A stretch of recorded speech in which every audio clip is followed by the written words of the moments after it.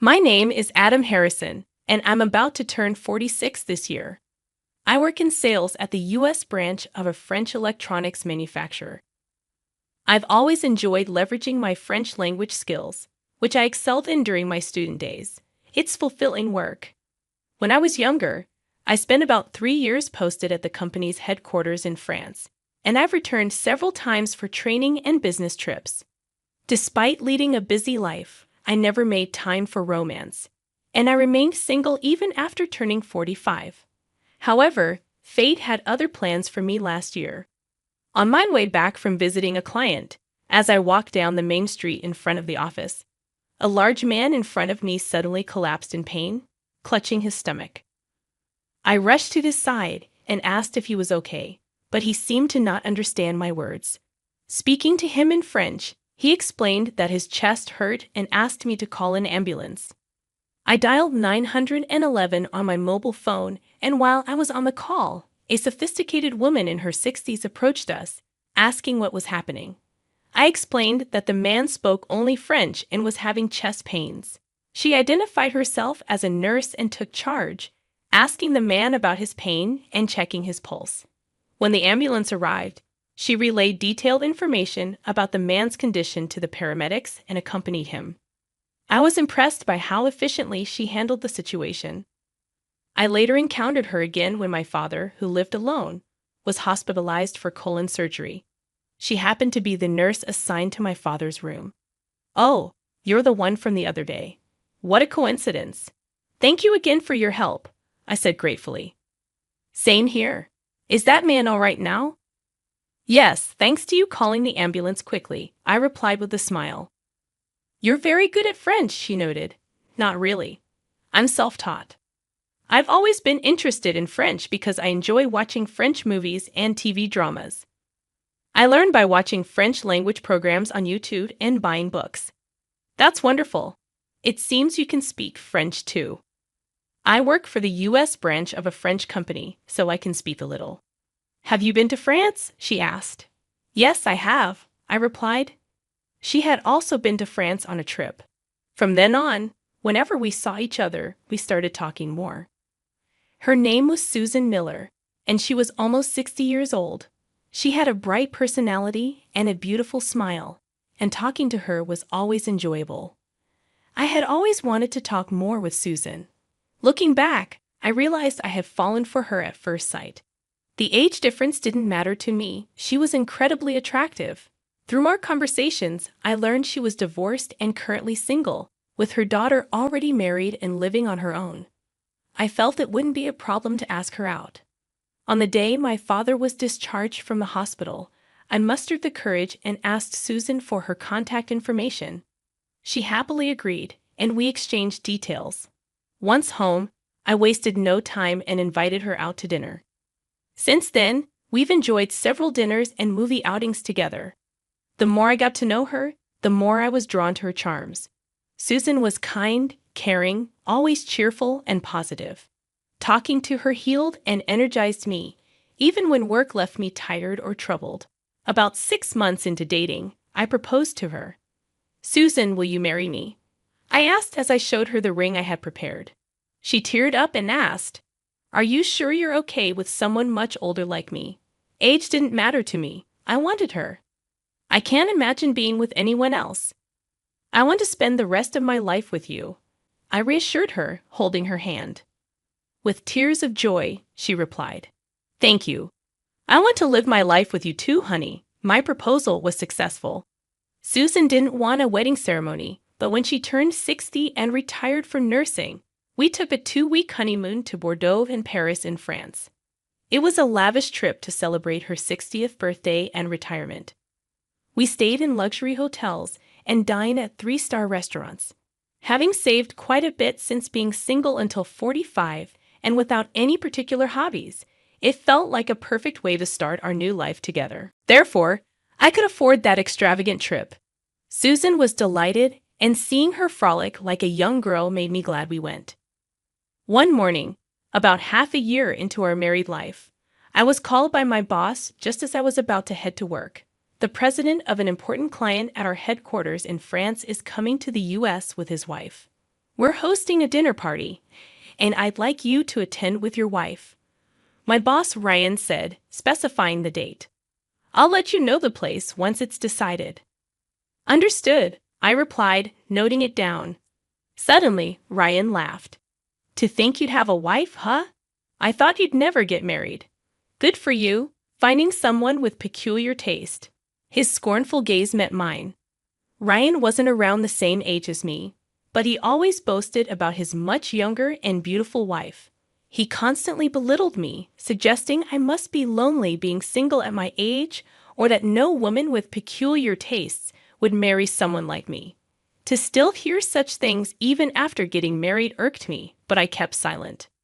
I worried about exposing Susan to potential unpleasant comments from such a boss, but it was an order, so I had no choice. The day of the dinner party arrived. I took Susan to the specified restaurant, an upscale steakhouse. After saying the name of the person who made the reservation, we were guided to a private room where Ryan and his wife were waiting. True to Ryan's boasting, his wife was indeed a slender beauty like a model. Thank you for your patience, Ryan, I greeted him. Ryan looked at Susan, who was standing behind me, and said, Adam, why did you bring your mother? You promised to bring your wife, didn't you? Hearing those words, anger rushed to my head. He had a malicious smile on his lips, probably knowing full well what he was saying. That level of harassment was almost impressive. She's not my mother. Let me introduce you. This is my wife, Susan, I said firmly. Susan offered a forced smile, but I could tell she was hurting inside.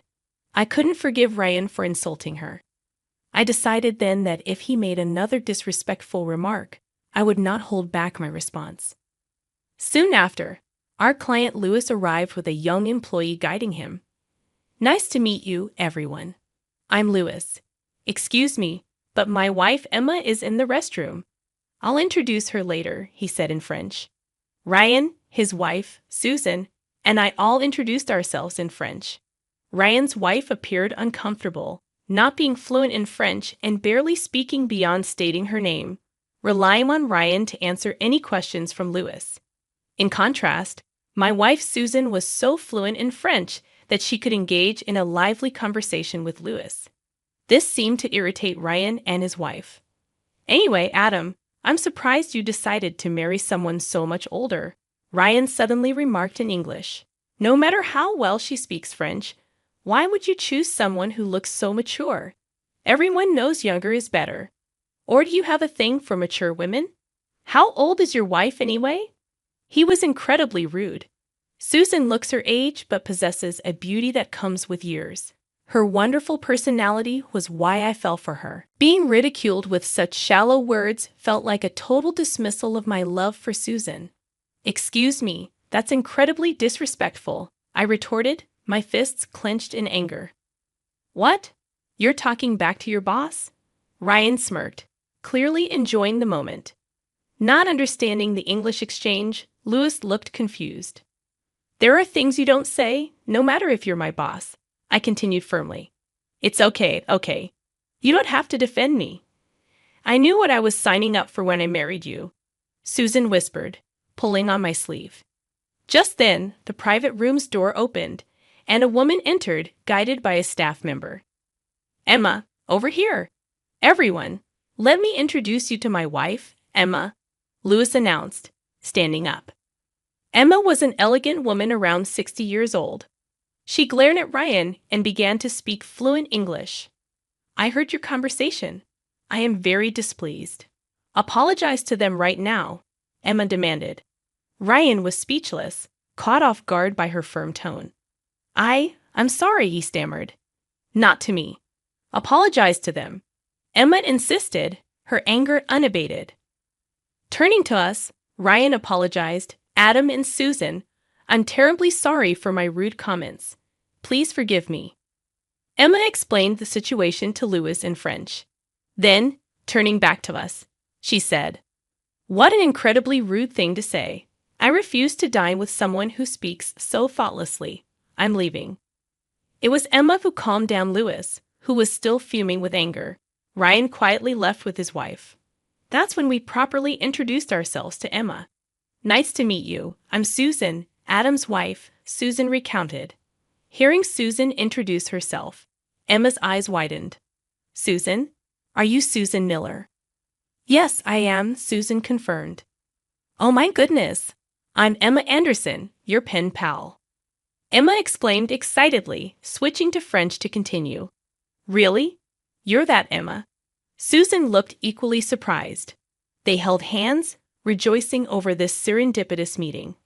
Listening to their story, it turned out they had met on an online forum and had been exchanging emails for over 20 years. Susan taught Emma English, and Emma taught Susan French. That explained why Emma spoke English. Susan was shy, so they had never video called before. That's why they didn't recognize each other's faces. What a coincidence! To meet a pen pal from overseas like this, Susan marveled. The dinner went well with Emma and Susan's conversation taking center stage. The food was delicious, and Louis and Emma enjoyed it too. That was really fun. I can't forgive Ryan's remarks, but I'm truly happy Emma and Susan met by chance, I reflected. Louis had heard about Emma's longtime pen pal before. I'm very satisfied. Having enjoyed the local cuisine, I'll mention this to our headquarters in France, Louis said after the meal. The couple left, and the reception seemed to have been a success. That night at home, Susan said to me, Adam, thank you for standing up to Ryan earlier.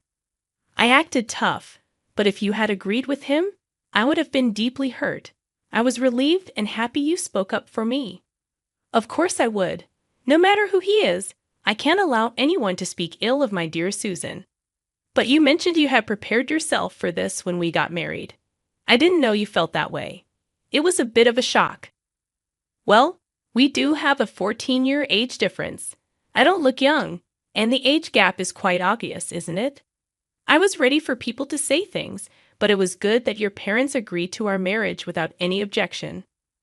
My goodness, that you needed such preparation to marry me. Again, thank you for marrying me, Susan. That's nothing compared to the happiness of being with you, she said, smiling warmly. Seeing her smile, I felt even more affection for her. A few days after Louis returned to France, I received news that a major deal with his company had been finalized. He had insisted on sending his regards to me. It seems Louis also reported Ryan's inappropriate comments to our headquarters, resulting in him being demoted to a regular employee. I was promoted to manager in his place, reversing our positions. Since that day, he has never looked down on me again. He became quite subdued, showing respect towards me, which was satisfying. Susan and Emma continued their friendship through emails and calls. Susan is now planning a trip to Lyon, where Emma lives. Seeing Susan excitedly talk about it, I wanted to continue to protect her smile. I want to make her happy, that's what I thought.